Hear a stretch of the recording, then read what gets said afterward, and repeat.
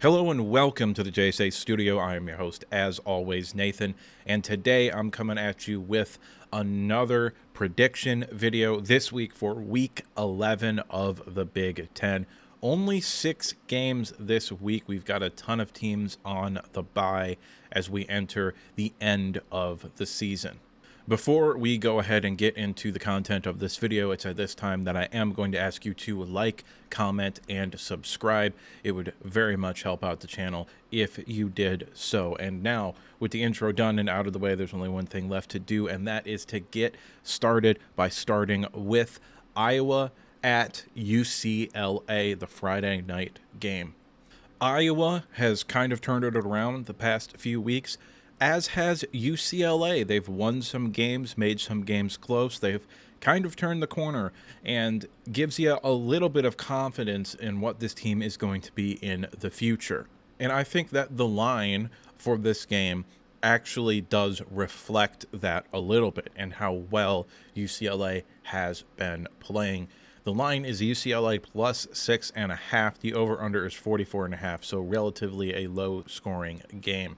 And I tend to agree with both the line and the over-under. I do think it's going to be around both of those things. Ultimately, I do think Iowa is probably the better team. I think they have more talent. I believe that they've got an explosive player in Caleb Johnson, the running back. I think Sullivan gives them enough in the passing game while also giving them a lot in the running game. I do think that ultimately that's going to be too much for UCLA to handle, even though they have played much better the past few weeks.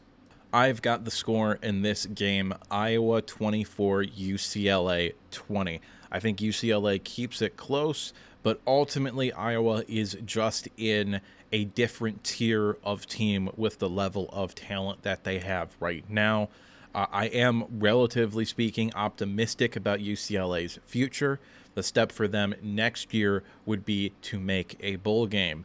Iowa, if Sullivan can improve this offseason, what he gives you with the passing game, what he gives you with the run game already, this is going to be a serious team contending for the Big Ten next season.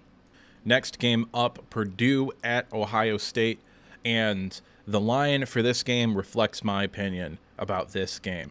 Ohio State minus 38 points. The over-under is set at 53.5. And the question really is, does Ohio State hit the over by themselves? I would lean towards yes. I've got this score being Ohio State 55, Purdue 10. They get a garbage time touchdown to end the game. This is most likely not going to be close. Purdue is most likely going to be looking for a new head coach after this season, and heading into next year, I'm not sure what this program looks like. But Ohio State, very likely, now that they've gotten past Penn State, to run the table. I get that you have Indiana. I get that you have Michigan, which is a rivalry game. I'm not particularly concerned about either of those games from an Ohio State perspective. I think you're going to end up 11-1, and I think you're going to end up rematching with Oregon in the Big Ten championship game. Next game up, Minnesota at Rutgers. The line for this game is going to be Rutgers plus 6.5. The over-under set at 46. Rutgers, early on in the season, it looked like they were playing really, really good ball.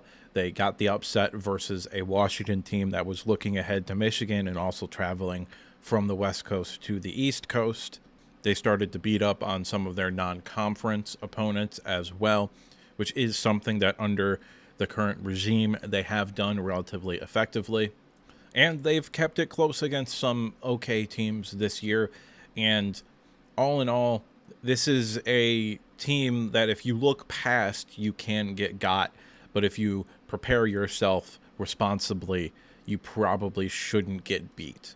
And I believe Minnesota is clawing and scrapping for every single W that they can get because they had a real shot at 10 or 11 wins this season. This is a high-quality football team up there in Minnesota.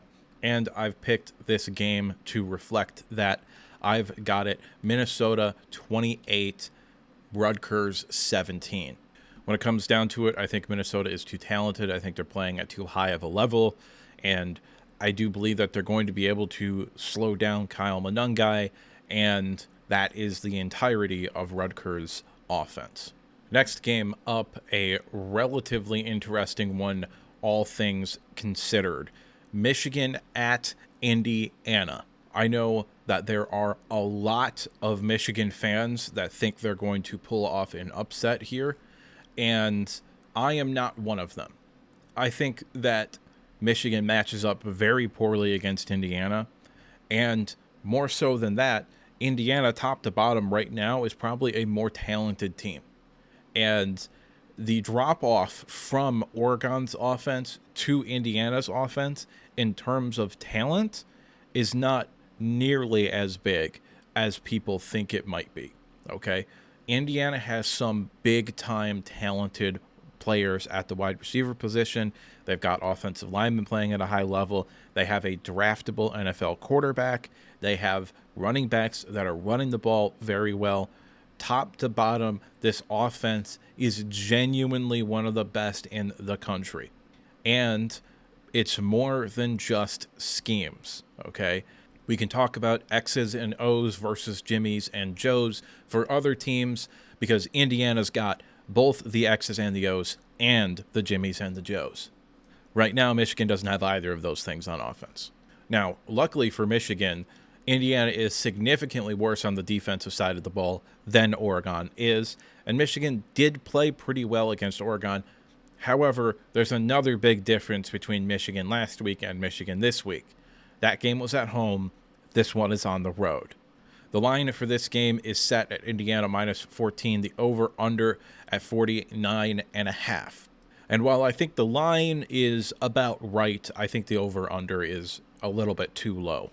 I've got this game, Michigan 21, Indiana 31. Michigan's inability to run the ball is going to come back and bite them in the ass in this game, as they will not be able to keep up with Indiana offensively.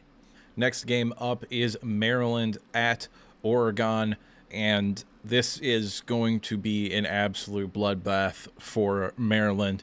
You're traveling to the West Coast. You're 24.5-point underdogs, and the over-under is very high at 57.5. I've got this as a Maryland 20, Oregon 52 kind of game. I do think Maryland will be able to get a little bit offensively, but I don't think they'll be able to get nearly enough to make this any real kind of competitive football game. Last game of the week, at least for the Big Ten, Washington at Penn State. The line for this game is Penn State minus 13.5. The over-under is 46.5. And obviously, I have to take the traveling into account for Washington. They're heading, once again, 3 time zones over into Eastern Time.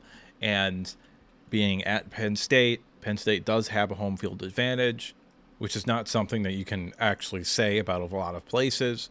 However, Penn State is one of those places, in my opinion. All in all, I think this game is going to be a little bit closer than maybe some people anticipate. I do think Penn State is going to have a little bit of a hangover after Ohio State. And if this was a normal Penn State team, I would probably pick them to lose this game outright. If it was on the road, I would probably pick them to lose this game outright.